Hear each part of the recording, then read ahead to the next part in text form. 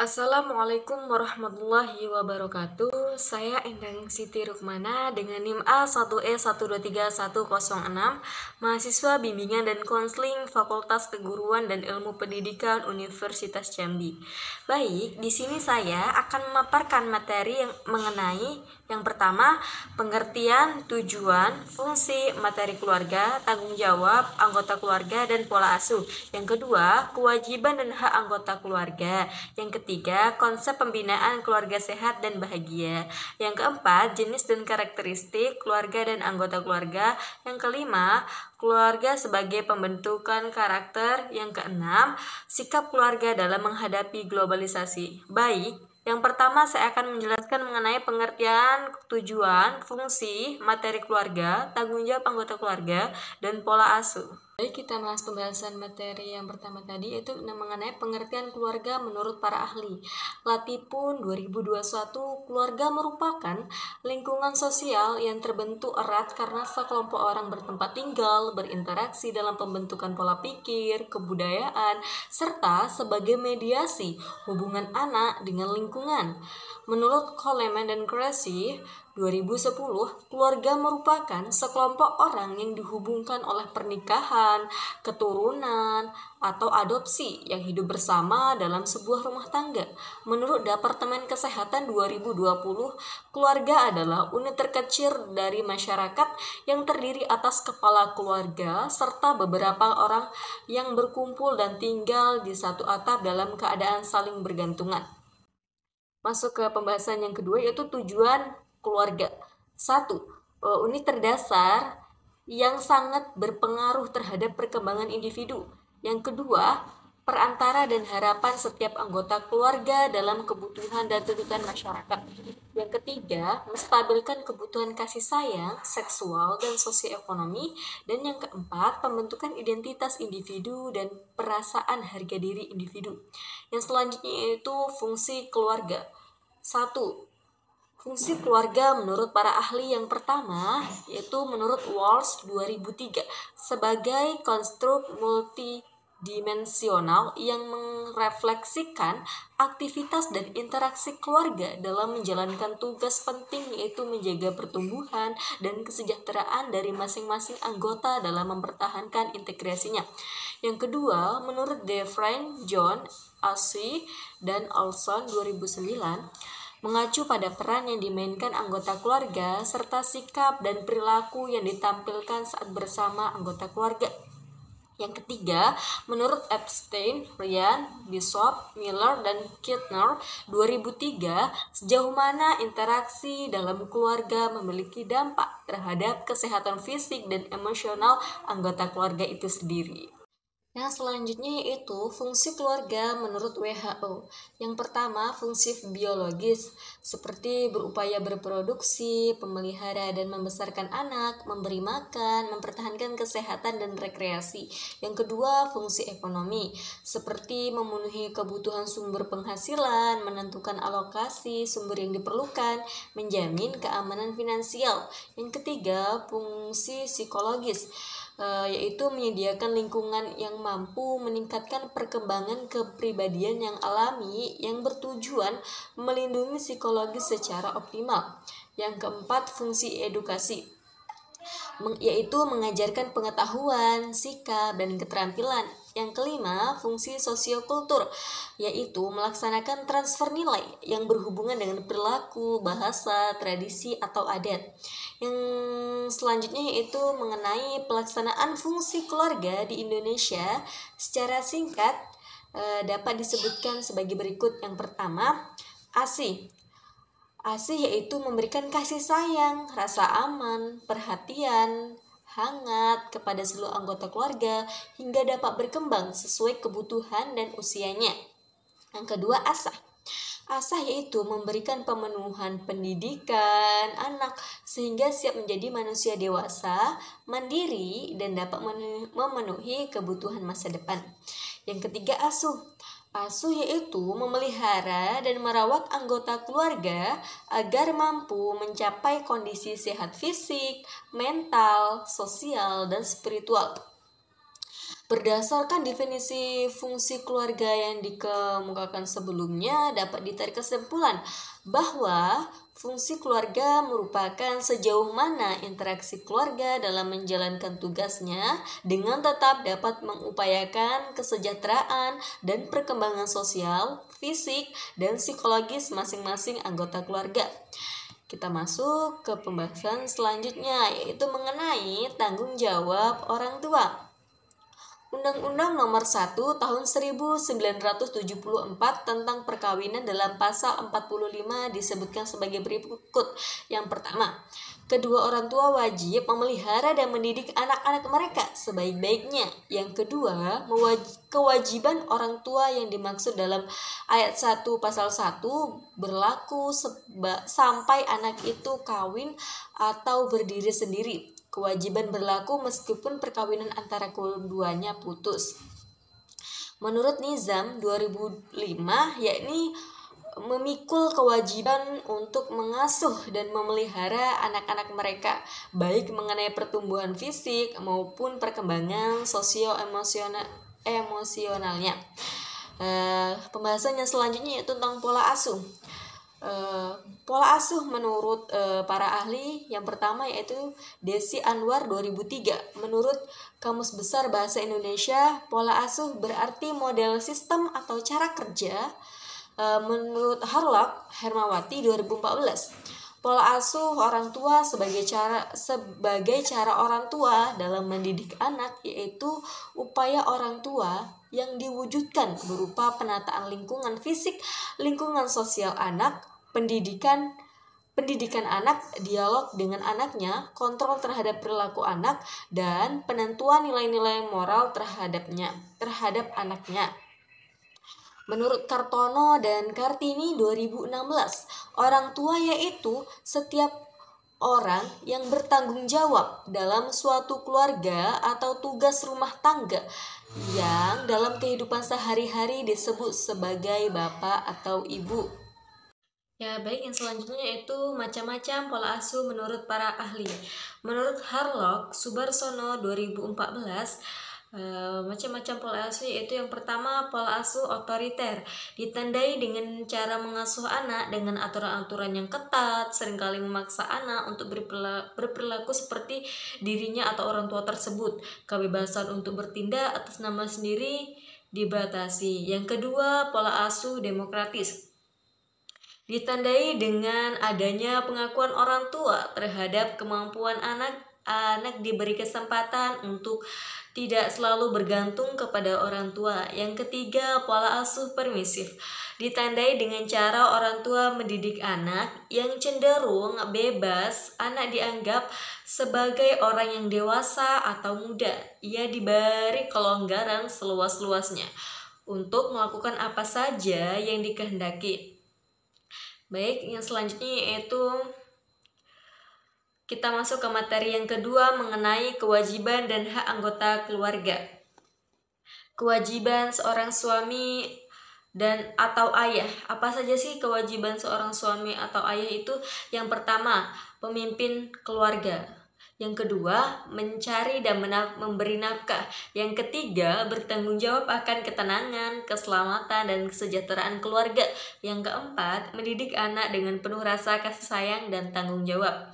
Yang kelima, menciptakan kedamaian atau ketenangan jiwa dalam keluarga. Yang keenam, memilih lingkungan yang baik bagi anggota keluarga.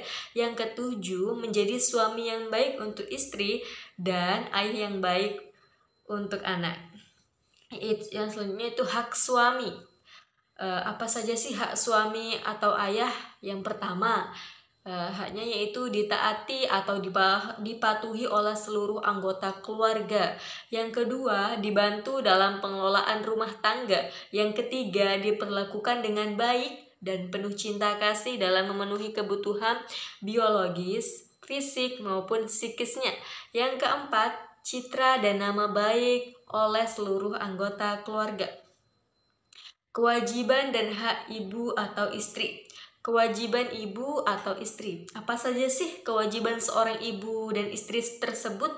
Yang pertama, patuh dan taat pada suami sesuai norma agama dan susila. Yang kedua, memberi kasih sayang kepada seluruh anggota keluarga. Yang ketiga, mengatur dan mengurus rumah tangga. Yang keempat, merawat, mendidik, dan melatih anak-anaknya. Yang kelima, memelihara, menjaga kehormatan keluarga. Yang keenam, menjadi istri yang baik untuk suaminya dan menjadi ibu yang baik untuk anak-anaknya. Hak ibu atau istri. Apa saja sih hak seorang ibu dan istri tersebut? Yang pertama, mendapatkan nafkah yang baik dari hasil kerja suami yang baik. Yang kedua, mendapat pendidikan atau bimbingan. Yang ketiga, mendapat perlindungan, keselamatan, dan ketentraman. Yang keempat, mendapat kasih sayang dari seluruh anggota keluarga. Yang kelima, dihargai, dipatuhi, dan mendapat komunikasi yang sehat. Yang selanjutnya yaitu kewajiban dan hak anak. Kewajiban anak. 1. Menaati dan menghormati kedua orang tuanya. Yang kedua, berperilaku baik dengan orang tua dan anggota keluarga lainnya. Yang ketiga, bersikap yang berdasar kasih dan sayang. Yang keempat, berbakti kepada kedua orang tuanya. Hak anak. Apa saja sih hak seorang anak tersebut? Yang pertama, mendapatkan perlakuan yang baik dari seluruh anggota keluarga.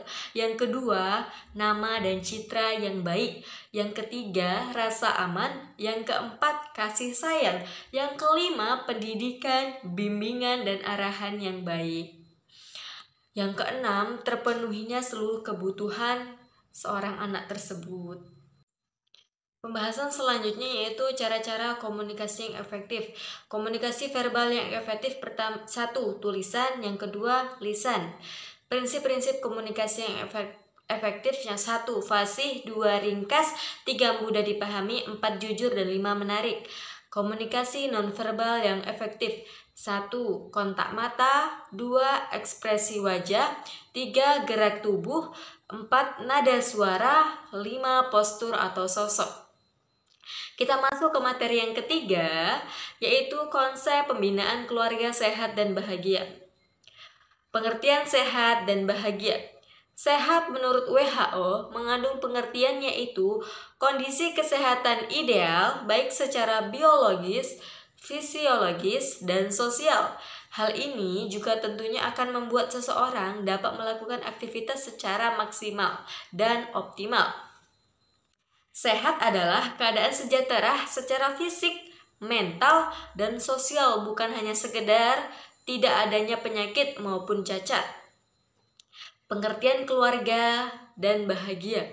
Menurut Reisner 1980, keluarga adalah sebuah kelompok yang terdiri dari 2 orang atau lebih yang masing-masing mempunyai hubungan kekerabatan yang terdiri dari bapak, ibu, adik, kakek, kakak, dan nenek. Kata keluarga berasal dari bahasa Inggris yaitu family. Dalam Kamus Besar Bahasa Indonesia KBBI, keluarga adalah ibu dan bapak beserta anak-anaknya atau seisi rumah. Keluarga bahagia adalah keluarga yang suportif dan tidak membesarkan ego masing-masing. Jadi, keluarga adalah sekelompok sosial terdiri dari ayah, ibu, dan anak atau sanak saudara lainnya yang dihubungkan oleh ikatan darah atau perkawinan dan saling berinteraksi satu sama lain. Cara mewujudkannya keluarga yang sehat dan bahagia. Bagaimana sih cara kita untuk mewujudkan keluarga yang sehat? Yang pertama, memakan makanan yang bergizi. Seorang anggota keluarga yang sehat badan dan sehat jiwa adalah orang yang mengonsumsi makanan yang bergizi. Yang kedua, lingkungan yang bersih dan nyaman. Di samping badan dan jiwa yang sehat serta cukup makan yang bergizi, seharusnya orang tersebut juga tinggal dan hidup di lingkungan yang bersih, clean environment, dan berpakaian yang bersih. Selanjutnya itu keluarga bahagia. Bagaimana sih cara kita mewujudkan keluarga bahagia itu? Yang pertama, Tetapkan komitmen jujur sejak awal menikah. Yang kedua, jangan menutupi sesuatu atau bersikap terbuka. Yang ketiga, buang jauh-jauh keinginan untuk berbohong. Yang keempat, berikan cinta dan kasih sayang secara tulus. Yang kelima, berikan pelayanan menyenangkan terbaik. Yang keenam, berikan kata-kata sopan dan lembut. Yang ketujuh, jangan pelit mengekspresikan kasih sayang. Yang kedelapan, biasakan berpikir positif. 9. Tumbuhkan rasa saling percaya. Kita masuk ke materi yang keempat, yaitu jenis dan karakteristik keluarga dan anggota keluarga. Jenis-jenis keluarga. 1. Keluarga inti, terdiri dari orang tua dan anak-anak. Yang kedua, keluarga diperluas, terdiri dari keluarga inti ditambah dengan anggota keluarga lain seperti kakek, nenek, paman, bibi, atau sepupu. Keluarga tunggal, terdiri dari satu orang tua dan anak-anaknya. Yang keempat, keluarga rekonstruksi, terbentuk ketika satu atau kedua orang tua menikah lagi dan membawa anak-anak mereka dari pernikahan sebelumnya. Yang kelima, keluarga adopsi, terdiri dari anak-anak yang diadopsi oleh orang tua yang bukan orang tua biologis mereka. Karakteristik keluarga. 1. Struktur keluarga, terdiri dari komposisi anggota keluarga dan hubungan di antara mereka. Yang kedua, pola komunikasi, cara anggota keluarga berkomunikasi satu sama lain. Yang ketiga, nilai dan norma, keyakinan bersama, aturan, dan harapan di dalam keluarga. Yang keempat, keseimbangan kekuasaan, distribusi kekuasaan di antara anggota keluarga lainnya. Yang kelima, fungsi keluarga, peran dan tanggung jawab utama keluarga dalam mendukung dan melindungi anggota-anggotanya. Jenis-jenis anggota keluarga. 1. Orang tua, bertanggung jawab atas pemeliharaan dan pembinaan anak-anaknya. 2. Anak-anak, bergantung pada orang tua untuk melindungi, membimbing, dan mendukung. 3. Saudara kandung, mempunyai hubungan yang unik di antara satu sama lain, seringkali terjadi persaingan, solidaritas. Karakteristik anggota keluarga. 1. Karakteristik fisik, termasuk pada usia, jenis kelamin, dan kesehatan fisik. Yang kedua, karakteristik psikologis, termasuk kepada kepribadian, kecerdasan, dan kesehatan mental. Yang ketiga, karakteristik sosial, termasuk status sosial, peran dalam keluarga, dan interaksi dengan anggota keluarga lainnya. Dinamika hubungan antar anggota keluarga. 1. Komunikasi, yaitu proses berbagi informasi, perasaan, dan gagasan antar anggota keluarga. Yang kedua, konflik, ketegangan atau pertentangan yang timbul di antara anggota keluarga lainnya. Yang ketiga, keterikatan, koneksi emosional antara anggota keluarga yang memperkuat hubungan. Peran bimbingan dan konseling. 1. Peran bimbingan dan konseling mendukung keluarga. 1. Bimbingan keluarga, memberikan dukungan dan bimbingan kepada keluarga dalam mengatasi masalah dan meningkatkan kehubungan. 2. Konseling individu, membantu anggota keluarga menangani masalah pribadi yang mempengaruhi dinamika keluarga secara keseluruhan. 3. Terapi keluarga, mengatasi konflik dan meningkatkan komunikasi di dalam keluarga melalui sesi terapeutik. Kita masuk ke materi yang kelima, yaitu keluarga sebagai pembentukan karakter.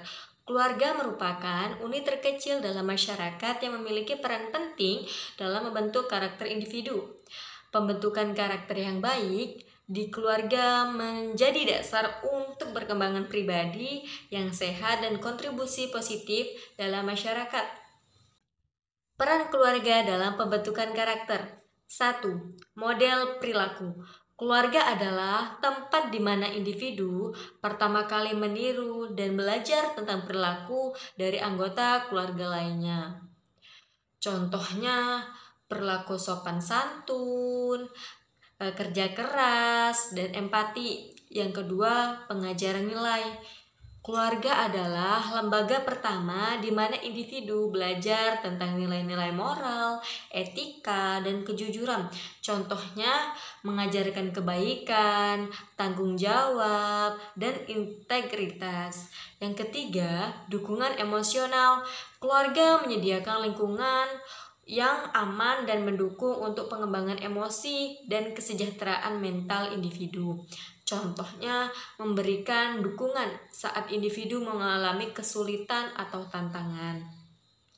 Yang keempat, komunikasi.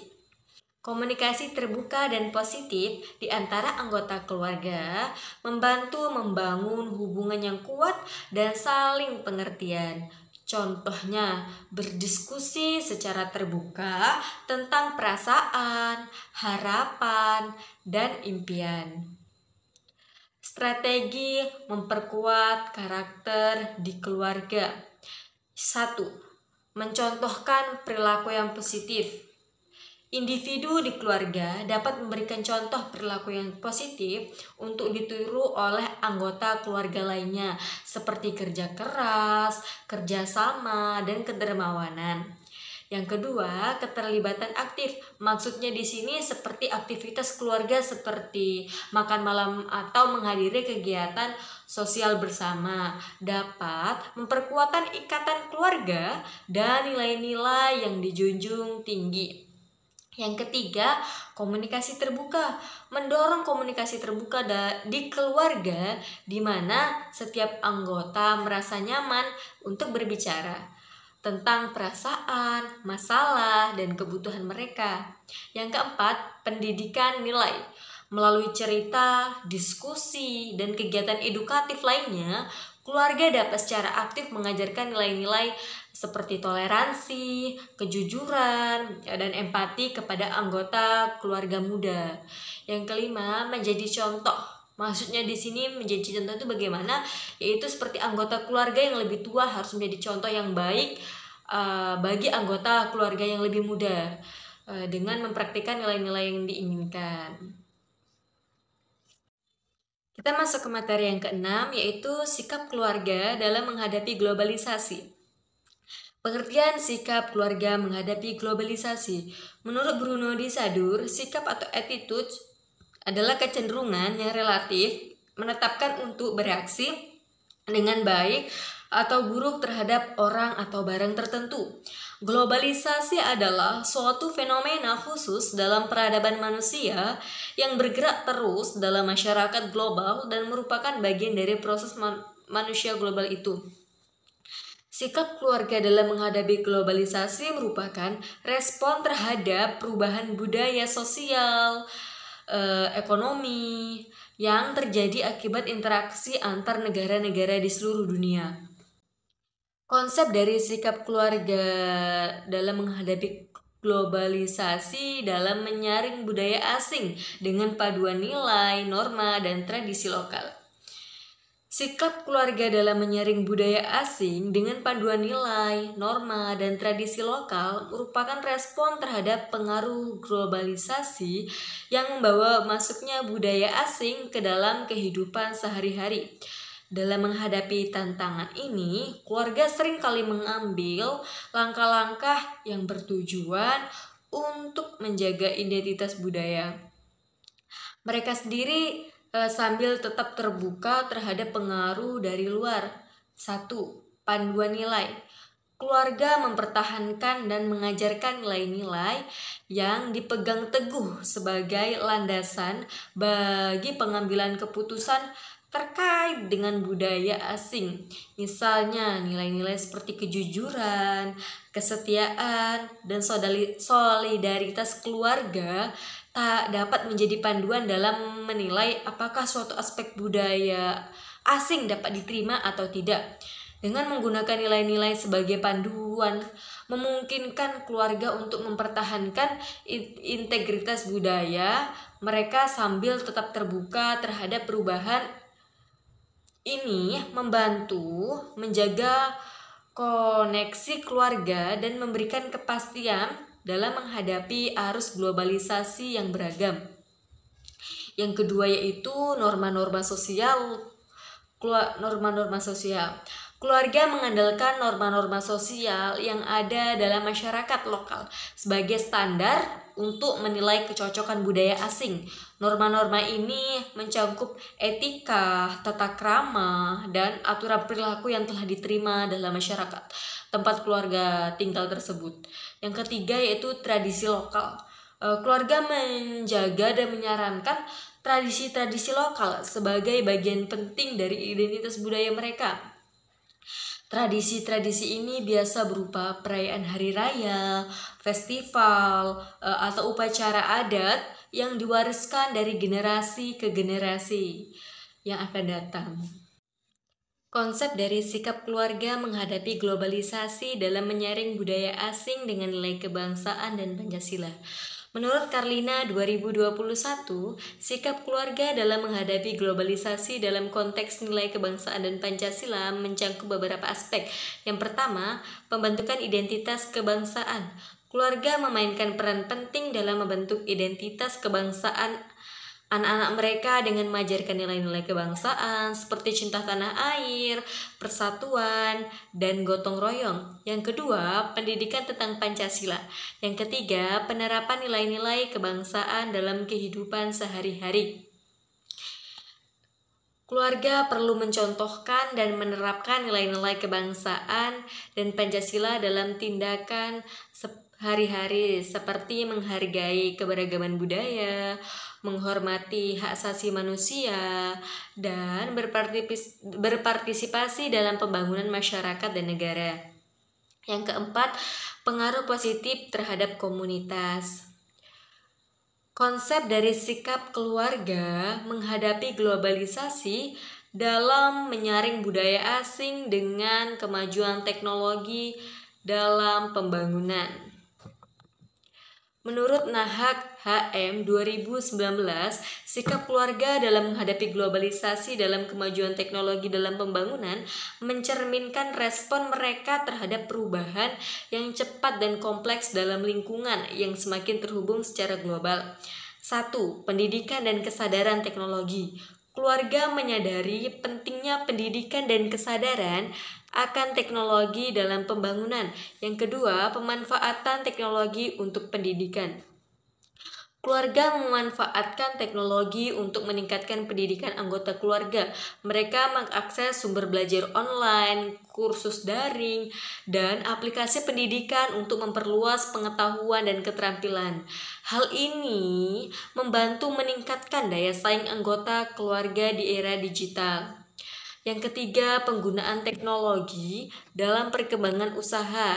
Yang keempat, kontrol penggunaan teknologi dalam keluarga. Yang kelima, kesadaran dan dampak sosial dan lingkungan.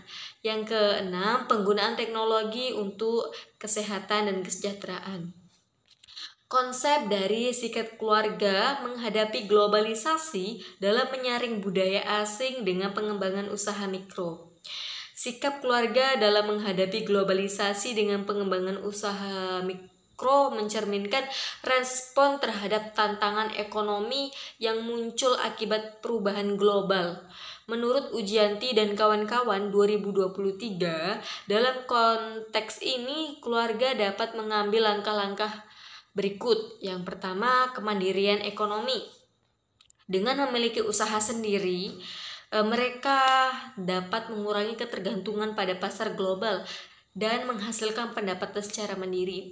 Yang kedua, penyesuaian terhadap perubahan. Usaha mikro memungkinkan keluarga untuk fleksibel dalam menyesuaikan diri dengan perubahan global. Yang ketiga, pendapatan tambahan usaha Pendapatan tambahan. Usaha mikro dapat menjadi sumber pendapatan tambahan bagi keluarga yang dapat membantu mengatasi tekanan ekonomi yang mungkin timbul akibat perubahan global seperti fluktuasi harga dan permintaan pasar. Yang keempat, peningkatan keterampilan.